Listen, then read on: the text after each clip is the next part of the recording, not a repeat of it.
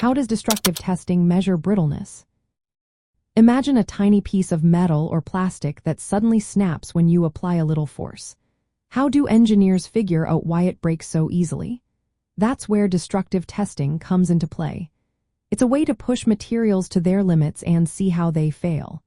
One key property they look at is brittleness, which is how likely a material is to crack or shatter without bending much.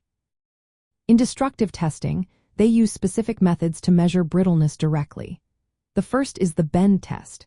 Here, a specimen is bent over a certain diameter and angle. If the material is brittle, it will snap suddenly during bending without much warning. The test records the maximum stress the specimen can handle before breaking and how much it bends before that happens. Brittle materials show very little bending before they fracture, often just a tiny amount. This quick, sharp failure indicates low ductility and high brittleness. Another common method is the impact test, often called the Charpy test.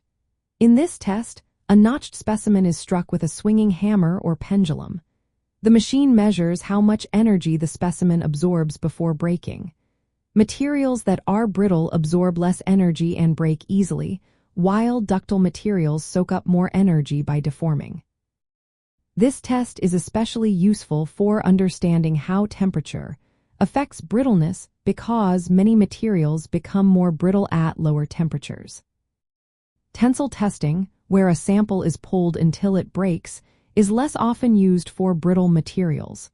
That's because brittle materials tend to fail early in this test, making it hard to get accurate measurements. Instead, bend and impact tests give clearer pictures of brittleness.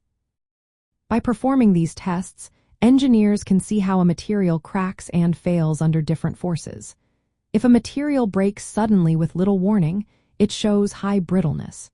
If it bends or absorbs lots of energy before breaking, it's less brittle. These tests help prevent failures in real-world applications by revealing weaknesses.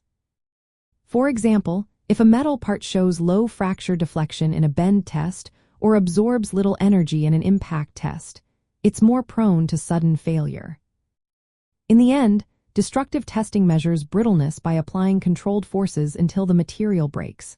It observes how the material cracks, whether it snaps or bends, and how much energy it takes to cause failure. This information helps engineers design safer, more reliable products and structures.